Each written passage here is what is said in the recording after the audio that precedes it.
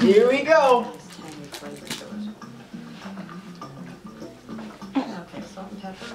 2 teaspoons of salt. Come on. I have a teaspoon of pepper. That seems like a lot. Just mix it in. Oh. Come on. And the secret to keeping these hot is to Come on. over double boiler, and they'll stay hot for up to 30 minutes. They get a little thick, I'll add more buttermilk. Now I'm going to finish the Brussels sprouts. Oh. So close. Tender and delicious. Don't be tired. And the Come on. Get them nice and hot. Great. Only thing left to do is decorate the brownie pie.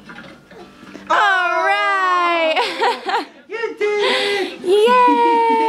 it! Yay! Look how happy she is.